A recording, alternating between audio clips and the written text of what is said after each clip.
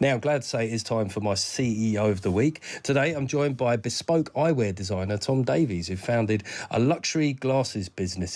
Sorry, that was difficult for me to pronounce there.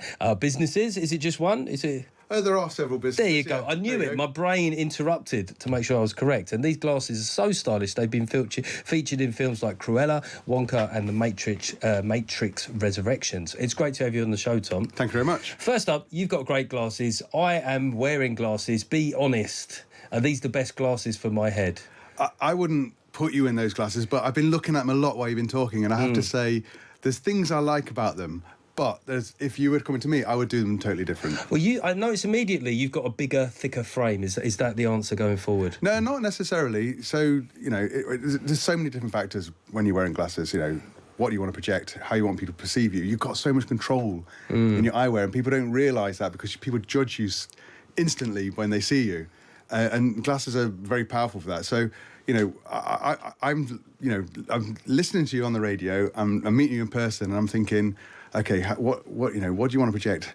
What do I want to help you project? Well, what I want to project is that I'm a bloke that doesn't feel like he should ever have had to wear glasses. That's I was 10 years in denial. I got an eye test that said I needed to wear glasses, and I waited another 10 years. That's tragic. All right, so here's being if we were together and it was private and wasn't on radio, I'd be being brutal now. I'd be saying, brutal. Go ahead. So your glasses say you're a bloke who doesn't want to wear glasses. You're in denial. You're not wearing those like you should wear them. You don't like them. You're suffering them. You've done the best you can do. But what you need to do is wear them like an accessory. You need glasses, it's fine. Just you want to make them as best they can be. You want to project the best version of you. And, so I sometimes use an analogy. If you're wearing sunglasses, do you like wearing your sunglasses? I do like wearing sunglasses because they're cool. Oh, right. So why can't your glasses be like that? Because they're not dark. The rock stars don't generally wear their glasses. Well, I suppose some do on stage. Yeah, but it's all about like the lines of the glasses, how it works your natural lines. So sunglasses tend to bring a bit of balance to the face. They're bigger, they're thicker. And so you want your glasses to be in harmony with your natural features, and you want it to, you want when you put them on, you want to bring actual symmetry to your face. So being brutal again, your eyebrows are popping out over the top. Yes, they're naturally arched. Yeah, exactly. And so blokes don't necessarily have arched eyebrows, or at least they don't promote it. But I've got arched eyebrows, so I might see my glasses are slightly upswept.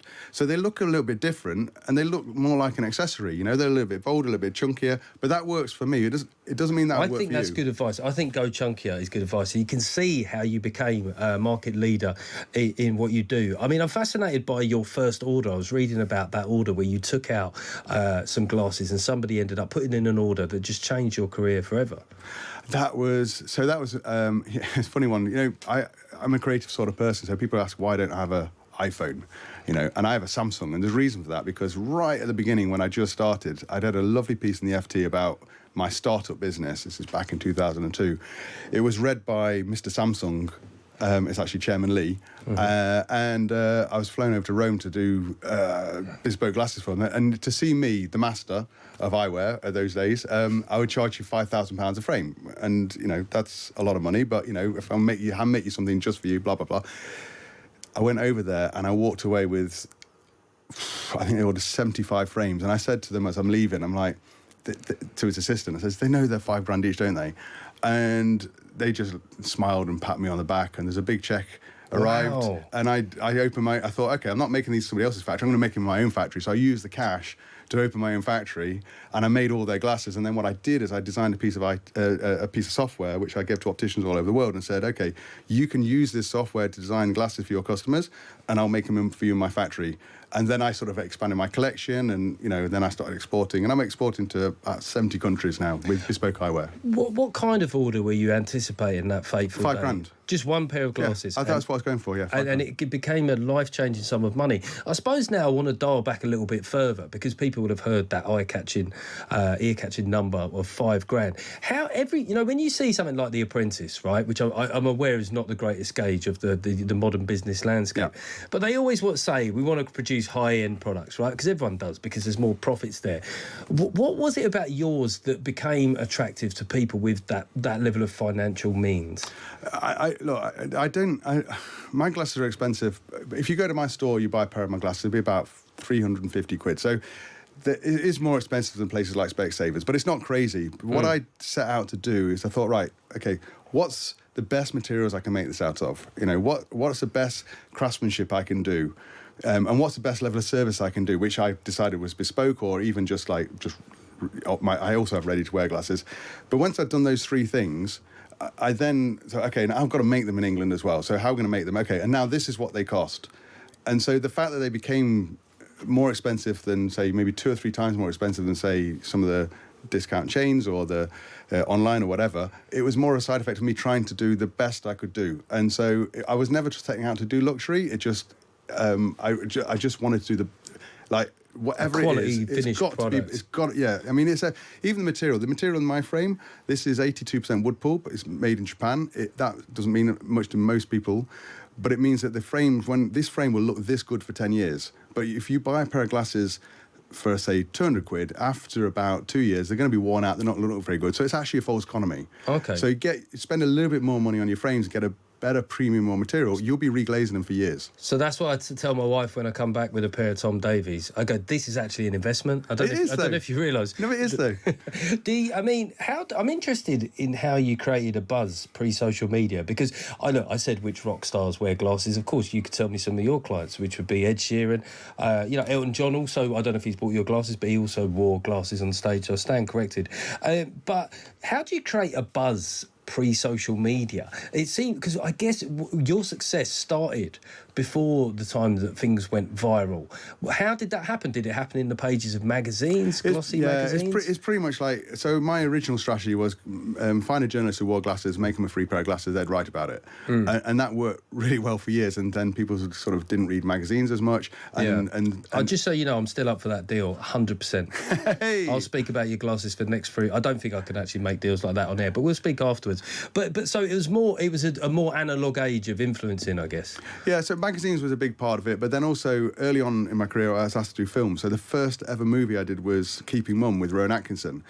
And they asked me to make a pair of glasses of Rowan Atkinson, and I was like, it's a film, oh my God, Rowan Atkinson, this is amazing. 2003 I think it was. And I made the frames, and I handmade them overnight. I literally worked through the night. They needed them on set by Tuesday. I went down and got them on set, and they were just, oh yeah, thanks very much, like they expected it. But then they asked me for the next film, and then magazines would write about all these celebrities I was making for in these big films. But, I wasn't a big brand, but I was getting all of a sudden kind of global press, all over the world from doing these movies, and I had no business being that, having that much exposure. But what I did is I just did the best job I could do for the film companies to make sure that they called me again. I mean, you speak about business. It's an interesting time. You've got factories in China, but you've also got one in Brentford. No, I don't have any in China. Okay, well, that was a note that I was given. That's So I had a factory in China. When I used Mr. Samsung's money to open one, but then I closed that in 2019 because I reshored it, and just in time for COVID. So we had, we've been making glasses in Brentford in West London now since 2019. So you had one in China. I'd love to get your view on the escalation in global tariffs as somebody who operates internationally. How do you feel about the sort of trading environment going forward? Well, I launched in the financial crisis in 2008. That wasn't the best time. And then I've had COVID to deal with, I've had Brexit to deal with. There's always disasters going on. I mean, at the end of the day, you just adjust and you pivot, and it's going to cost me 300 grand in tariffs. And if I don't charge it on, I'll probably charge a bit on. I'll wear a bit. Look, inflation was a bigger challenge last year. We were like 12% inflation. I'm just going to deal with it. It's fine. Okay, that's interesting. I mean, if you had any advice for the UK government, if you was just in Keir Starmer's ear before his next phone call with Donald Trump, what would you be whispering? I suspect, other than wear my glasses. Yeah. Although apparently, from historically, he's open to wearing glasses. From what I've heard, I have looked at the Prime Minister's glasses and says, "Hey, Mr. Starmer, you need to come and see me." Yeah, but, you got off the wrong guy. That's probably what I'd be saying to him. I think there's going to be deals done. I think there's going to be a resolution. I think it's going to be okay. Okay, well, listen, Tom Davies, CEO of the week, thanks very much for joining us on the show. And I'd really like to get your advice here, because I think that, I'm looking at you. I've got glasses envy right now. I need a thicker frame. That's it. I need a thicker frame. This is Friday Night with me, Geoff Norcott, on Times Radio, sponsored by Visit Dubai.